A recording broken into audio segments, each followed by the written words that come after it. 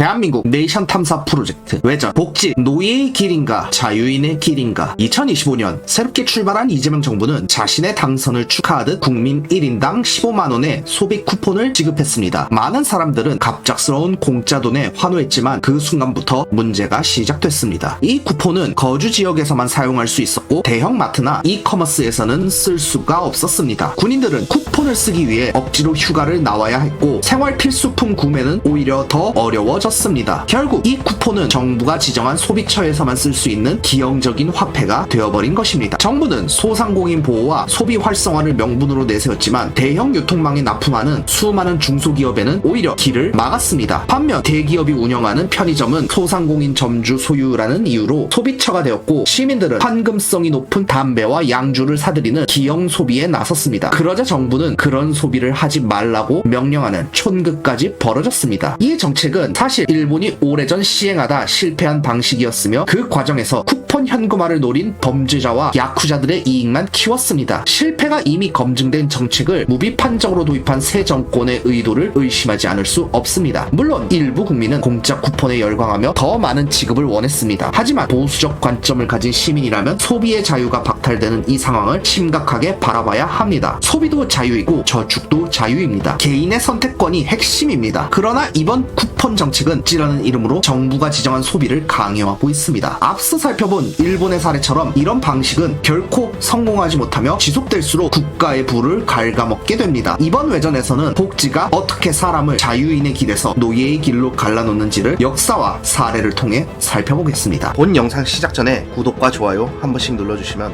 앞으로 더 좋은 콘텐츠 제작에 큰 힘이 됩니다. 오늘 우리가 경험한 쿠폰 사태는 결코 새로운 일이 아닙니다. 2000년 전 로마 제국도 비슷한 방법으로 시민을 길들였습니다. 곡물을 무상으로 배급하고 화려한 경기와 전차 경주를 무료로 보여주며 시민이 국가에 만족하도록 만든 것입니다. 로마인들은 이를 빵과 서커스를 시민권의 혜택이라 여겼지만 시간이 흐르면서 그 대가는 자유의 상실이었습니다. 복지가 권리에서 정부가 준 안락으로 변할 때 시민은 더 이상 주인이 아니라 고객이 됩니다. 그리고 국가는 그 고객을 유치하기 위해 점점 더 많은 자원을 쏟아붓게 됩니다. 로마의 빵과 서커스를 이야기하려면 먼저 포에니 전쟁부터 살펴볼 필요가 있습니다. 포에니 전쟁은 로마를 지중해의 패권국으로 올려놓은 결정적인 사건입니다. 세 차례 걸친 전쟁에서 로마는 카르타고와 서부 지중해의 강국들을 차례로 무너뜨렸고 시칠리아, 사르데니아, 히스파니아, 북아프리카를 속주로 편입시켰습니다. 그러나 이 승리는 비싼 대가를 요구했습니다. 전쟁은 수년에서 수십 년에 걸친 장기 원정이었습니다. 시민의 주력이었던 중소농민들은 농지를 떠나 전선에 묶였고 이들이 돌아왔을 때 밭은 황폐해 있거나 비 때문에 이미 다른 이들의 손에 넘어가 있었습니다. 농지를 잃은 병사들은 생활 기반을 상실했고 이들은 점차 로마 시내로 몰려들었습니다. 도시는 귀향 병사와 빈민으로 넘쳐났지만 이들을 받아줄 토지와 일자리는 없었습니다. 공화정의 전통 속에서 귀족은 파트로누스로서 자신과 관계를 맺은 클리엔테스를 보호하고 부양할 의무가 있었습니다. 그러나 포에니 전쟁 이후 귀족들의 관심은 달라졌습니다. 속주에서 흘러나오는 막대한 전리품과 세금 그리고 노예 노동에 의존한 대규모 농장 즉 라티푼디움에서의 이익이 훨씬 더 매력적이었기 때문입니다. 노예의 값은 쌌고 끊임없이 전쟁이 벌어지는 한 공급은 멈추지 않았습니다. 귀족들은 몰락한 시민을 다시 일으켜 세울 의지도 그럴 필요성도 느끼지 않았습니다. 시민을 부양하는 일은 더 이상 그들의 책임이 아니었습니다. 전쟁 전만 해도 귀족과 시민은 상호 의무와 신뢰로 묶여 있었지만 이제 그 끈은 끊어졌습니다. 이는 로마 공화정 후기 민중파와 귀족파의 극한 대립으로 나타났습니다. 빈민의 증가는 치안 악화와 정치 불안을 불러왔습니다. 군 복무 경험이 있는 이들은 잠재적인 폭동 세력이었고 그 불만은 언제든지 폭발할 수 있었습니다. 귀족이 책임을 버린 자리에 국가가 개입했습니다. 그 시작은 기원전 2세기 중반 그라쿠스 형제의 개혁에서 비롯됩니다. 동생 가이우스 그라쿠스는 몰락한 시민을 돕기 위해 곡물 저가 판매법을 제정했습니다. 이는 시장 가격보다 낮은 가격으로 곡물을 팔아 빈민의 생계를 안정시키려는 조치였습니다. 그러나 세월이 흐르면서 이 제도는 변질됐습니다. 기원전 58년 클로디우스 풀케르는 곡물을 아예 무상으로 배급하는 법을 통과시켰습니다. 이때부터 곡물 배급은 정치인의 표를 얻는 확실한 수단이 되었고 시민은 점점 국가의 지원을 당연하게 여겼습니다. 마침 이 시기 이집트가 로마의 클리엔테스 국가가 국가가 되면서 나일강 유역에서 생산되는 막대한 양의 곡물이 로마로 유입되었습니다. 값싼 곡물은 도시 빈민에게 반가운 소식이었지만 농민층을 완전히 시장에서 몰아냈습니다. 이제 로마 시민의 식탁은 더더욱 국가와 해외 속주 곡물에 의존하게 되었습니다. 여기서 서커스가 결합한 것은 공화정 말기 삼두정치 시기였습니다. 율리우스 카이사르, 폼페이우스, 크라수스 같은 권력자들은 민중의 지지를 얻기 위해 대규모 전차 경주, 검투사 시합, 해전 재현까지 동원했습니다. 도시 빈민들은 경기장으로 몰려들었고 국가가 제공한 빵과 서커스는 그들의 불만을 잠재우는 가장 효과적인 도구가 되었습니다. 이렇게 로마는 귀족의 의무가 사라진 자리에 국가 복지가 탄생했고 그 복지는 곧 자유를 대가로 한 종속의 계약이 되었습니다. 오랜 내전 끝에 집권한 아우구스투스는 제국의 기틀을 다지면서 곡물 무상 배급과 대규모 오락 제공을 국가의 공식 정책으로 확정했습니다. 그는 이를 통해 도시 빈민의 불만을 잠재우고 정치적 안정을 확보할 수 있다고 믿었습니다. 또한 평화가 지속되면 전쟁 포로를 통한 노예 유입이 줄고 귀족과 시민의 전통적 질서가 유지될 것이라 기대했습니다. 그러나 현실은 달랐습니다. 빵과 서커스는 시민을 빈곤에서 구해내지 못했고 로마 시내의 빈민은 여전히 경제적 자립이 요원했습니다. 로마 시민 여성의 눈에 같은 빈민 계층의 남성은 결혼 상대로 매력적이지 않았습니다. 설사 결혼하더라도 배급량은 가구를 부양하기 턱없이 부족했기 때문에 대규모 영아 유기가 발생했습니다. 이렇게 버려진 아이들은 대부분 노예로 팔려갔고 이는 로마 황제들이 수세대에 걸쳐 골머리를 앓는 사회 문제가 되었습니다. 국가는 출산 장려와 혼인 장려를 위한 법을 수차례 제정했지만 빵과 서커스가 유지되는 한 빈민층의 생활 구조는 바뀌지 않았습니다. 안락함에 길들여진 시민은 경제적 자립을 시도하지 않았고 제국의 평화는 오히려 로마인의 활력을 갉아먹었습니다. 그러나 아우구스투스는 한 가지 성과는 거두었습니다. 그는 혼란과 내전을 종식시키고 로마에 오랜 평화를 가져왔습니다. 그러나 그것은 그가 꿈꾸던 활력 있는 시민들의 평화가 아니었습니다. 그가 남긴 것은 스스로 일어나 권리를 지킬 줄 아는 시민의 로마가 아니라 빵과 서커스에 길들여진 게으른 빈민의 로마였습니다. 이탈리아 본토는 시간이 갈수록 빈민의 가난과 저출산 그리고 그로 인한 산업 붕괴로 힘을 잃어갔습니다. 한때 제국의 심장이었던 로마 본토 경제는 더 이상 자립할 수 없었고 속주들이 점점 더 큰 부와 자원을 쥐게 되었습니다. 그럼에도 외부 위협이 크지 않았기에 제국의 평화는 가까스로 유지될 수 있었습니다. 하지만 3세기에 접어들자 한계가 찾아왔습니다. 내부 모순과 외부 안보 위협이 동시에 터져나오면서 제국은 심각한 위기에 직면했습니다. 그럼에도 시민 정책은 바뀌지 않았습니다. 국가는 여전히 빵과 서커스를 유지했고 로마 시민들은 여전히 군 복무와 방위를 외면했습니다. 결국 그 빈자리를 채운 것은 게르만 용병이었습니다. 그들에게 로마의 공짜 빵과 화려한 서커스는 척박한 게르마니아의 생활보다 훨씬 매력적으로 보였습니다. 그래서 많은 게르마 전사들이 기꺼이 로마군에 복무하며 침략해오는 다른 게르만 부족과 싸웠습니다. 아이러니하게도 로마의 국경은 로마 시민이 아닌 로마 시민이 되기 원하는 이방인의 손에 지켜지고 있었습니다. 외부 안보 위협은 멈추지 않았습니다. 결국 황제 한 사람의 힘으로 제국 전역을 방어하기에는 버거워졌고 로마는 행정 효율성을 높이기 위해 동서로 나뉘어 2명의 황제를 두는 강수를 두었습니다. 그러나 이 결정은 서로마 지역에겐 재앙이었습니다. 싸고 풍부한 곡물을 공급하던 이집트가 동로마의 관할이 되었고 지속되는 침략 속에서 대규모 농장이 있던 히스파니아와 북아프리카마저 떨어져 나갔습니다. 최후에는 이탈리아 본토만이 서로마의 영토로 남았습니다. 이러한 가운데 서로마가 고용한 게르만족 용병들은 자신들에게 약속된 토지를 지급해달라고 요구했습니다. 그러나 서로마 정부는 이를 거절했습니다. 차라리 땅을 줄 수 없다면 식량이나 금이라도 지급해 그들의 불만을 달랬어야 했지만 어떤 보상도 주어지지 않았습니다. 결국 분노한 게르만 용병들은 반란을 일으켰고 서로마를 무너뜨렸습니다. 그들은 자신들의 대장 오도아케르를 이탈리아 왕으로 세웠습니다. 이처럼 꾸준히 약화된 로마는 끝내 역동적인 시민성을 회복하지 못한 채 게르만 용병에 의존하는 국가로 전락했습니다. 그리고 그들이 더 이상 로마를 매력적으로 여기지 않는 순간 제국은 역사 속으로 사라졌습니다. 서로마 전역에서 국가라는 틀이 사라졌습니다. 행정 군사 체계가 붕괴되자 도시의 곡물 배급소와 경기장은 폐허가 되었고 로마 시민에게 주어지던 복지 제도는 더 이상 유지되지 않았습니다. 이 공백을 메운 것은 교회였습니다. 주교와 수도원은 로마의 유산을 물려받은 거의 유일한 조직이었고 성경 가르침과 기독교적 자선을 바탕으로 고아, 과부, 병자, 나그네를 돌봤습니다. 교회는 가난한 자를 위해 빵을 나누고 성당들과 수도원 창고는 새로운 곡물 배급소가 되었습니다. 병원을 운영하며 병자와 순례자를 치료했고 구호는 신앙의 실천이자 교회의 정체성으로 자리 잡았습니다. 중세의 복지는 지역교회와 봉건 영주가 협력하는 공동체 단위에서 운영되었습니다. 이러한 구조 속에서 사람들은 생존을 위해 끊임없이 몸부림쳐야 했습니다. 그러나 아이러니하게도 로마 말기에 번성했던 게으른 빈민은 점차 사라졌습니다. 먹고 살기 위해서는 일하거나 공동체에 기여해야 했기 때문입니다. 물론 이 시기 사람들은 여전히 국가의 권리를 요구하는 시민이 아니라 교회와 노예와 영주의 은혜에 의존하는 신민이었습니다. 그러나 유럽에는 여전히 로마의 유산이 남아있었고 그것은 마치 깊은 잠 속에 든 씨앗과 같았습니다. 아우구스투스가 바라던 역동적인 시민은 완전히 죽은 것이 아니라 사라진 복지 속에 부활을 기다린 긴 겨울잠에 들어가 있었던 것입니다. 지금까지 우리는 로마를 마치 만성질환처럼 천천히 죽음으로 몰아간 복지의 함정, 빵과 서커스를 살펴보았습니다. 로마의 멸망에는 수많은 원인이 있었지만 그 위기를 극복하지 못한 가장 큰 이유는 시민들이 자유민의 길이 아닌 노예의 길을 선택했기 때문입니다. 시혜성 복지는 달콤해 보이지만 결국 국가의 근본인 국민의 역량을 갉아먹습니다. 그 결과 사람들은 스스로의 힘으로 나라를 지킬 수 없게 되고 혼돈 속에서 울부짖는 것 외에는 할 수 없는 존재로 전락합니다. 다음 편은 무대를 독일 제국으로 옮겨 복지가 어떻게 사람들의 사고를 마비시키고 결국 군국주의 체제 아래서 전쟁 동원의 도구로 변질되었는지를 이야기하겠습니다. 감사합니다.